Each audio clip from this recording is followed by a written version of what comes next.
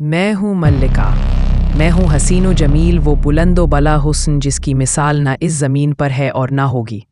जब मैं अपनी शाही सवारी से गुज़रती हूँ तो हवा भी थमकर मुझे सलाम करती है। मेरी यह सूरत, मेरा यह जमाल, यह इनाम है जो हर किसी को नसीब नहीं होता। मैं तेरे सामने झुक रही हूँ खुदा, मेरा कोई नहीं अल्लाह तेरे सिवा। मैंने नेकोकारी में इतने साल गुजारे हैं, आज मेरा अल्लाह मुझे इस बदकार औरत के साथ बैठे हुए देख रहा होगा। बनी इसराइल की सरजमीन पर जहां खजूर के दरख्तों की छांव में बस्तियां बसी थी और रेगिस्तान की सुनहरी रेत दूर तक फैली हुई थी, वहां एक औरत रहती थी जिसका हुस्न बेमिसाल था। उसके नैन नक्श ऐसे थे कि देखने वाला देखता रह जाए, लेकिन उसकी जिंदगी गुनाहों के साए में गुजर रही थी। शहर के छोटे बड़े, अमीर गरीब सब उसके नाम से वाकिफ थे। उसकी शोहरत ऐसी थी कि उसके घर के बाहर हमेशा लोगों का जमावड़ा लगा रहता। उसकी बदकारी के बदले उसे बेशुमार दौलत मिली, जिससे उसने शहर के सबसे आलीशान मुकाम पर एक शानदार महल बनवाया। महल की दीवारों पर बारीक नक्शो निगार थे और अंदरूनी हिस्से में रेशमी पर्दे झूलते थे।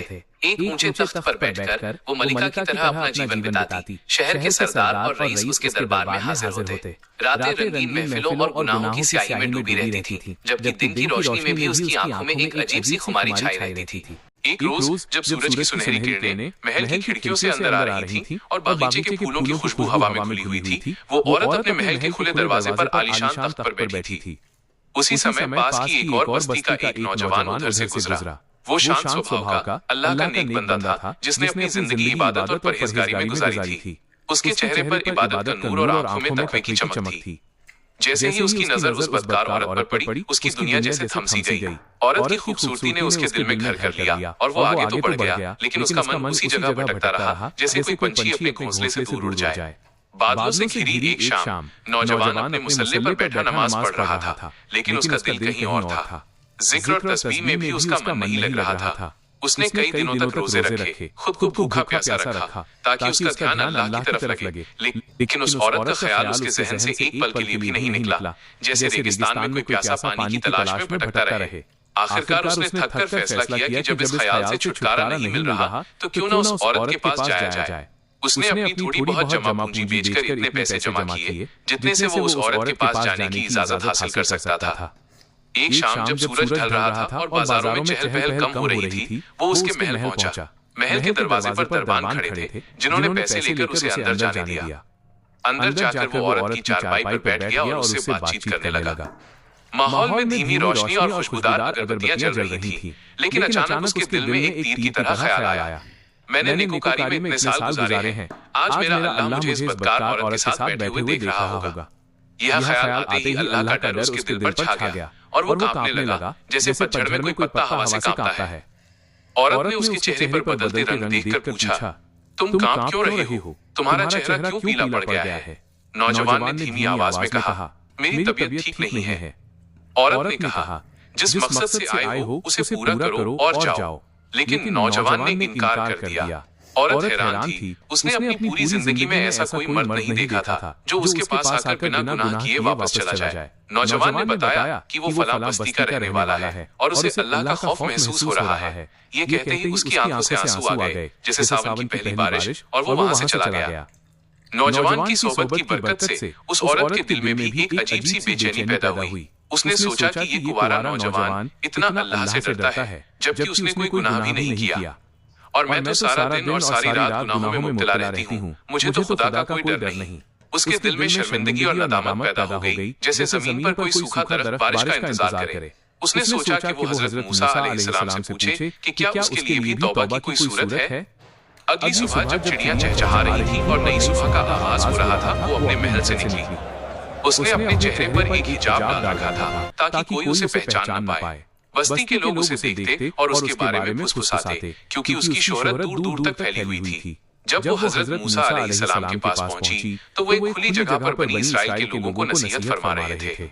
हवा में उनकी आवाज गूंज रही थी और लोग खामोशी से उन्हें सुन रहे थे। उसने एक आदमी के जरिए पैगाम भेजा कि वो उनसे मिलना चाहती है। उस आदमी ने सबके सामने जाकर हजरत मूसा अलैहिस्सलाम से कहा कि फलां औरत आपसे मिलने आई है। हजरत मूसा अलैहिस्सलाम को ये सुनकर बड़ा जलाल आया, उनके चेहरे पर गुस्से की लाली दौड़ गई। उन्होंने कहा कि इससे कहो कि चली जाए, वो उससे नहीं मिलना चाहते।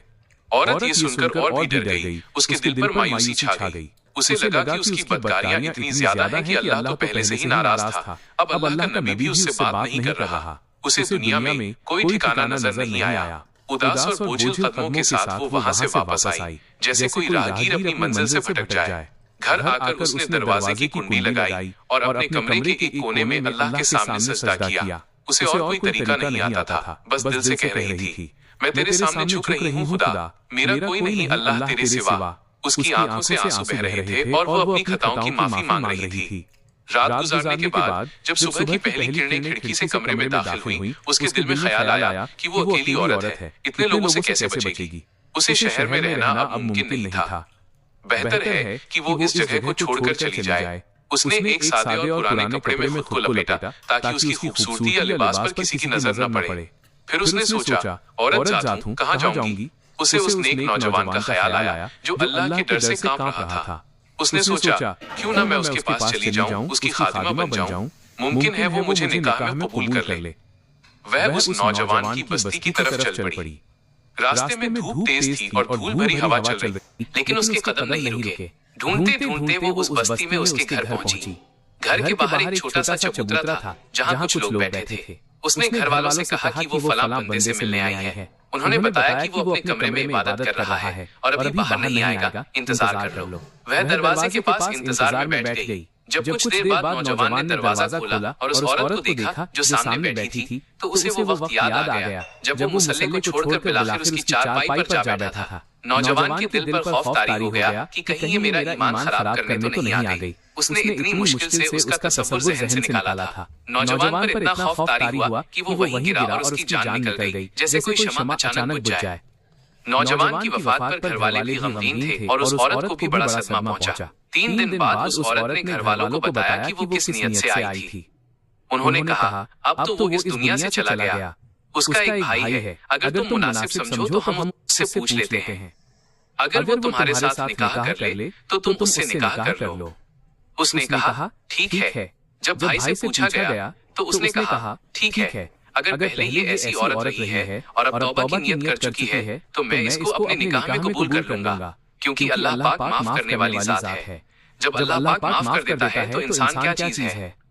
चुनांचे उस औरत का उस नेक नौजवान के भाई के साथ निकाह हो गया। अल्लाह ताला ने उस औरत को 7 बेटे अता फरमाए और वो 7 बेटे बनी इसराइल के औलिया में से गुजरे। ये कहानी हमें सिखाती है कि कितनी भी बदकार औरत हो, अगर वो सच्चे दिल से तौबा करती है तो अल्लाह ताला उसे 7 वलियों की मां बना देते हैं। वो मौला कितना करीम है। वो कहते हैं, ऐ मेरे बंदे, मेरे पास इतने गुनाह लेकर आ कि जमीन से खला तक की सारी जगह को पुर कर दे। मेरे पास इतने गुनाह लेकर आ जितना दुनिया में दरख्तों के पत्ते हैं। मेरे पास इतने गुनाह लेकर आ जितना दुनिया में रेत के जर्रे हैं। मेरे पास इतने गुनाह लेकर आ जितना दुनिया में पानी के कतरे। मगर सिर्फ एक बार सच्चे दिल से तौबा कर ले, मुझसे माफी मांग, मैं तुम्हारी सारी खताओं को माफ कर दूंगा, क्योंकि मैं माफ करने वाला हूँ, मैं बख्शने वाला हूँ।